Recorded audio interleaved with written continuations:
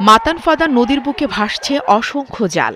মাছ ধরার অন্যরকম রঙিন এই মেলায় পরিণত হয়েছে নাইজেরিয়ার এই নদী। আরগানগু আন্তর্জাতিক মাছ ধরা উৎসবের ফাইনালে অংশ নিয়েছেন শত শত প্রতিযোগী।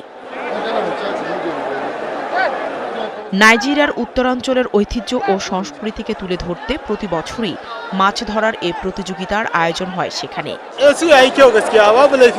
উৎসবটি দুর্দান্ত, সবাই বিভিন্ন জাতের মাছ ধরেছে, অন্যরা আরো বেশি মাছ ধরেছে। এই মাছ ধরার উৎসবটি চমৎকার। মানুষ বিভিন্ন প্রজাতির মাছ ধরেছে, কেউ কেউ এখনও মাছ ধরছেন। আমরা এই দিনের জন্য সর্বশক্তিমান আল্লাহকে ধন্যবাদ জানাই এবং আল্লাহর কাছে প্রার্থনা করি যেন কোনো সমস্যা ছাড়াই সফলভাবে শেষ করতে পারি। ব্যাপক উদ্দীপনা নিয়ে এ আয়োজন উপভোগ করেন দর্শকরা। বড় আকারের মাছগুলোর ওজন মাপা হয় বিজয়ী নির্ধারণের জন্য। পাশাপাশি বিজয়ী লেখা একটি গাড়ি রাখা হয় চ্যাম্পিয়নের জন্য। তবে অনেকেই প্রতিযোগিতা শেষ হবার সাথে সাথেই তাদের মাছ বিক্রি শুরু করেন।